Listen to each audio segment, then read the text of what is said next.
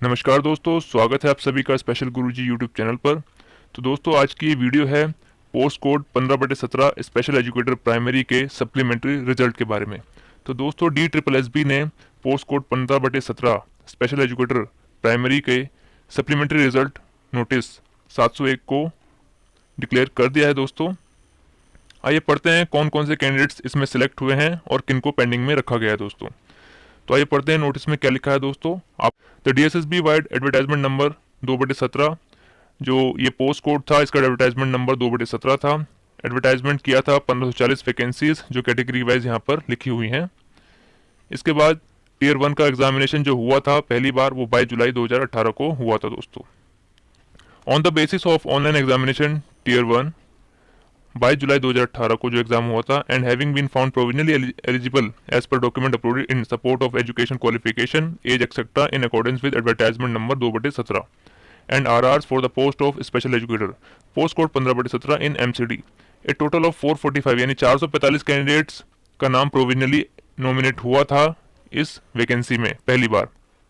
उसके बाद कई सारे सप्लीमेंट्री रिजल्ट भी आए।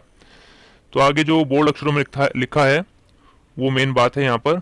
इन compliance of the direction passed by honourable high court of the Delhi date 21 March 2019, और पिटिशन नंबर ये है, टाइटल है Praveen Khatri versus others and others versus government of NCT of Delhi and others.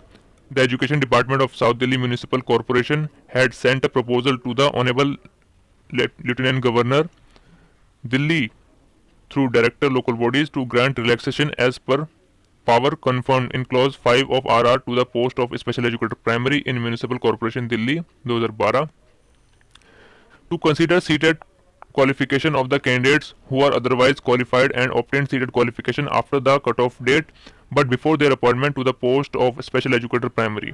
तो यहाँ पर ये बात रखी गई थी कि जिन कैंडिडेट्स का सीटेड नहीं था, जिनके पास सीटेड पास नहीं था, उनका सीटेड कंसीडर किया जाए कट ऑफ डेट के बाद का, यानी जिस दिन फॉर्म भरने की लास्ट डेट थी इस पोस्ट कोड के लिए, वो डेट अगर निकल गई है तो उसके बाद अगर उन्होंने सीटेड पास किया है तो उसको कंसीडर किया जाए, लेकिन उनके अपॉइंटमेंट से पहले वो सीटेड पास हो जाना चाहिए। इसके बाद अगला पॉइंट जो है, to relax the age of candidates who are otherwise qualified for appointment to the post of special educator under post code 15/17। तो इसमें वन टाइम एज रिलैक्सेशन की बात कही गई है कि जो भी कैंडिडेट बाकी सब तरीकों से इस पोस्ट के लिए एलिजिबल है, सिर्फ उसकी एज ओवर एज हो गई है तो उसको एज में वन टाइम रिलैक्सेशन दिया जाए। तो in this regard honourable lieutenant governor Delhi has granted one time relaxation of age and cited qualification to the otherwise qualified candidates. तो इसको ध्यान में रखते हुए माननीय उपराज्यपाल जी ने दिल्ली के एक बार का यानी वन टाइम एज रिलैक्सेशन और सीटेड क्वालिफिकेशन में वन टाइम की छूट दी है, और बोला है otherwise qualified candidates who have obtained the cited qualification after the cut off date but before their appointment and age relaxation even if they may have become over age for the post of special educator primary, advertisement number post code 15/17। तो उपराज्यपाल जी ने यहाँ पर कहा है कि जो भी कैंडिडेट्स बाकी सब मापदंड पूरे कर रहे हैं इस पोस्ट कोड के लिए, सिर्फ उनके पास सीटेड नहीं है और उनकी एज ओवर एज हो चुकी है, तो उनको इन दोनों चीज़ों में एक बार का रिलैक्सेशन दिया जाए, और उनका सीटेड उनकी अपॉइंटमेंट से पहले वाला कट ऑफ डेट के बाद और अपॉइंटमेंट से पहले वाला सीटेड अगर उन्होंने पास कर लिया है तो उसको कंसिडर किया जाए। Further grant of age relaxation to the candidates otherwise eligible has been considered on the same lines as done by Education Department JNCTD. Recently for special educator teachers wide order has been considered. तो ये जो age relaxation का जो order है ये JNCT department में special education teacher post code के लिए भी दिया जा चुका है। This shall not be treated as precedent for any future recruitment for the post और एनी अदर पोस्ट। तो ये जो डिसीजन उपराज्यपाल जी ने दिया है ये सिर्फ इस पोस्ट के लिए है, वो भी एक बार के लिए है। भविष्य में आने वाली किसी भी पोस्ट या किसी भी एडवर्टाइजमेंट के लिए ये निर्णय लागू नहीं होगा। दोस्तों, इसके बाद दोस्तों DSSB ने कुछ कैंडिडेट्स के जिनको छूट मिली थी उनके डोजर अपलोड करने के लिए मंगाए थे। यहाँ पर आप देख सकते हैं, the office order in this record has been issued by director local bodies, जिसकी डेट ये है। Accordingly 8 candidates were provisionally nominated by supplementary result number 662 dated 4 September 2020, and the candidature of the 52 candidates was kept pending by giving them first opportunity to upload the deficient document।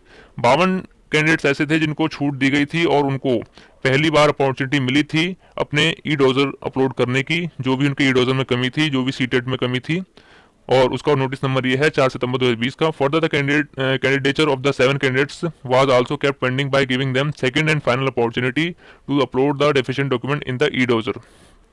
इसके बाद therefore in continuation of result number 353 23 February 2019 supplementary result notice number 354 25 February 2019 supplementary result 479 12 July 2019 और supplementary result number 662 4 September 2020 in accordance with aforementioned communication dated 8 July 2020 issued by SDMC and on the basis of offline written examination tier 1 जो 22 July 2018 को हुआ था and having been found provisionally eligible as per document uploaded in support of education qualification age etc in accordance with advertisement number 2/17 और RR for the post of special educator। तो ये candidates यहाँ पर लिखे हैं दोस्तों, ये प्रोविजनली नॉमिनेट किए गए हैं, ये प्रोविजनली एलिजिबल हैं इस पोस्ट कोड में अपॉइंटमेंट लेने के लिए। यहाँ पर यूआर कैटेगरी में 29 कैंडिडेट्स का नाम रखा गया है। उसके बाद यूआर पीएचवीएच कैटेगरी में एक कैंडिडेट का नाम है, यहाँ पर रोल नंबर लिखा है। ओबीसी कैटेगरी में 8 कैंडिडेट्स को सिलेक्ट किया गया है, एससी में 3। उसके बाद एससी पीएचओएच कैटेगरी में एक कैंडिडेट है और एसटी कैटेगरी में 4 कैंडिडेट्स हैं। ये सभी कैंडिडेट्स प्रोविजनली नॉमिनेटेड हैं post code 15/17 special educator primary के लिए। इनका फाइनल अपॉइंटमेंट कंसर्न अथॉरिटी के डॉक्यूमेंट वेरिफिकेशन और सारी प्रक्रिया पूरी होने के बाद ही दिया जाएगा। यहाँ पर 5वां पॉइंट पढ़ते हैं।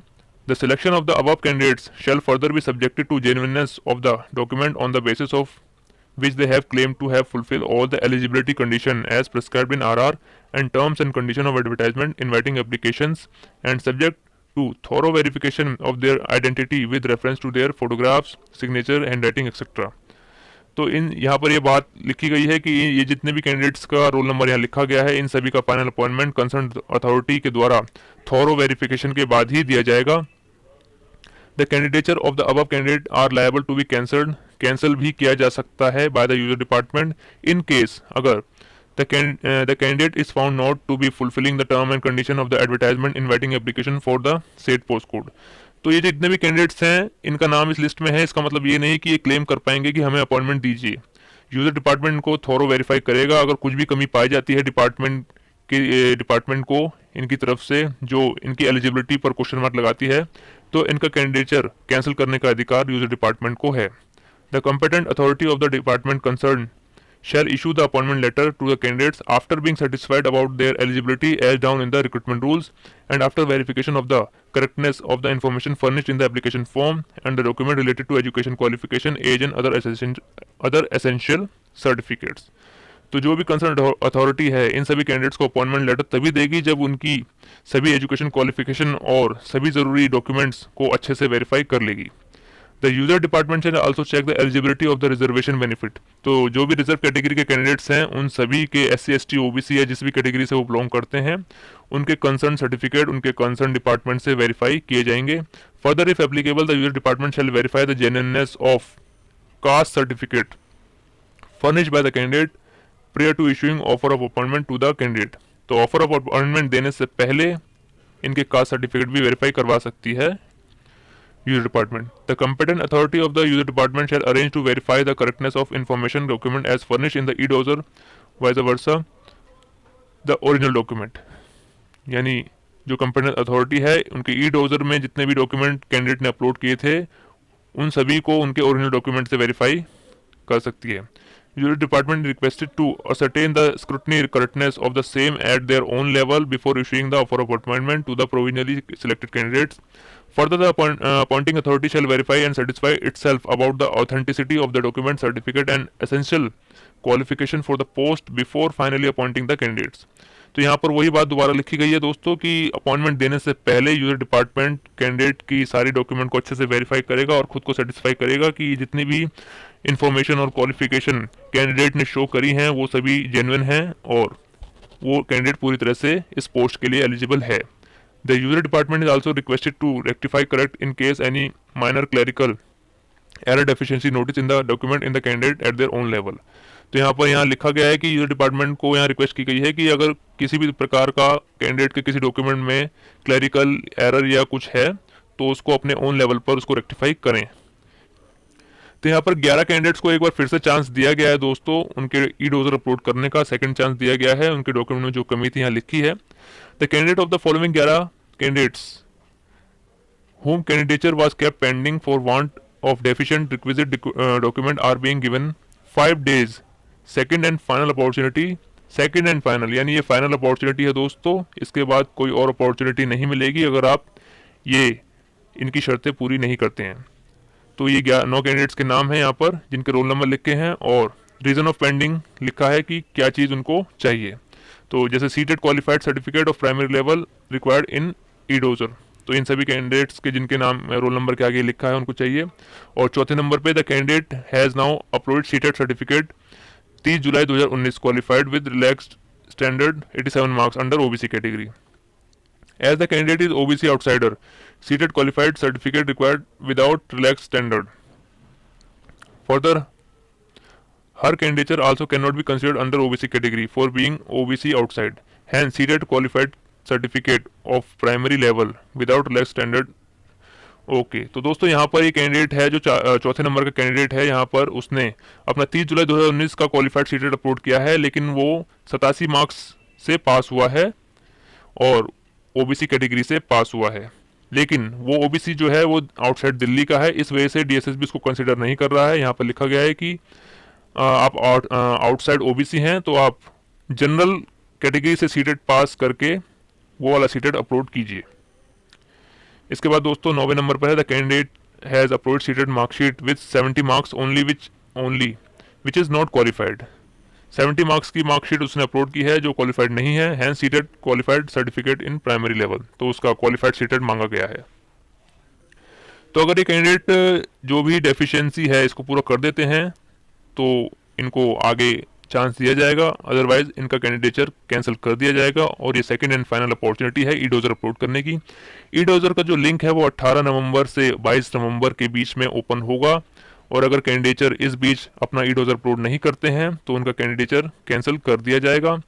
Further the candidature of 2 candidates bearing roll number this and this, 2 roll number लिखे हैं, who have uploaded first page of admit card, who have not uploaded first page of admit card duly sent by the invigilator has also been kept pending to check the genuineness of their candidature।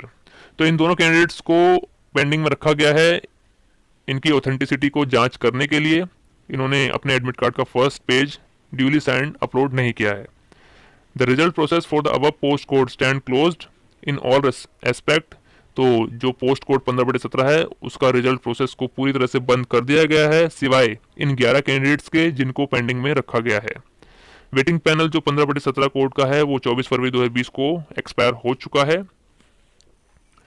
Mayor inclusion of the name in the result notice does not confer any right upon the candidate over the post, यानी इस notice में अगर किसी candidate का roll number लिखा है तो उसको ये राइट नहीं है कि वो अपॉइंटमेंट के लिए क्लेम कर सके। अपॉइंटमेंट के लिए क्लेम वो तभी कर सकता है जब वो अपॉइंटमेंट की सारी शर्तें पूरी कर रहा है और पूरी तरह से एलिजिबल है।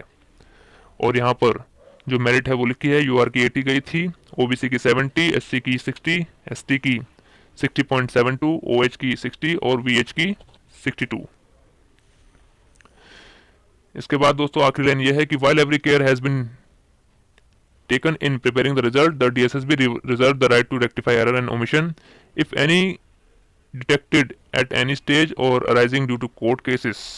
तो यहाँ पर लिखा है कि डीएसएसबी को पूरा अधिकार है अपने रिजल्ट को रेक्टिफाई करने का, जो किसी भी समय अगर उभरते हैं कोई भी एरर, चाहे वो किसी भी कारण से हो, तो डीएसएसबी को उसका पूरा अधिकार है उसमें चेंजेस करने का। तो दोस्तों ये था पोस्ट कोड 15/17 का फाइनल सप्लीमेंट्री रिजल्ट। एक और रिजल्ट आ सकता है जो ये 11 कैंडिडेट्स को पेंडिंग में रखा गया है, अगर ये ई डोजर अपना अपलोड करते हैं तो। उसके बाद ये पोस्ट कोड 15/17 का सिलेक्शन प्रोसेस पूरी तरह से बंद कर दिया जाएगा दोस्तों, और जितनी वैकेंसी बची हैं वो न्यू वैकेंसीज में इंक्लूड की जाएंगी दोस्तों। तो जितने भी कैंडिडेट्स जिनका नाम इस नोटिस में है और जिनका फाइनल रिजल्ट आ चुका है इस नोटिस में, जो फाइनली सिलेक्ट हो चुके हैं, उन सभी को बहुत बहुत शुभकामनाएं और बधाई। आपको काफ़ी लंबा इंतज़ार करना पड़ा इस पोस्ट कोड में सिलेक्शन लेने के लिए। तो अब आपके डोजर आपके कंसर्न डिपार्टमेंट को भेज दिए जाएंगे डीएसएसबी की तरफ से, और उसके बाद आपका कंसर्न डिपार्टमेंट आगे की सारी प्रक्रिया पूरी करेगा। एक बार डोजर कंसर्न डिपार्टमेंट के पहुंचने के बाद DSSB का काम यहाँ पर काफ़ी हद तक पूरा हो जाता है। इसके बाद का सारा काम जो है अपॉइंटमेंट तक, वो सारा काम कंसर्न अथॉरिटी यानी तीनों MCD, जिस भी MCD में आपके डोजर जाते हैं, वो उसको पूरा करेंगे। उम्मीद है दोस्तों आपको ये वीडियो अच्छी लगी होगी, और आपको ये वीडियो अच्छी लगी है तो इस वीडियो को लाइक, कमेंट और शेयर ज़रूर करें। और ऑल इंडिया में स्पेशल एजुकेशन और स्पेशल एजुकेशन से जुड़ी टीचिंग वैकेंसीज की सभी जानकारी के लिए हमारे चैनल को सब्सक्राइब करें। धन्यवाद दोस्तों, मिलते हैं आपसे अगली वीडियो में।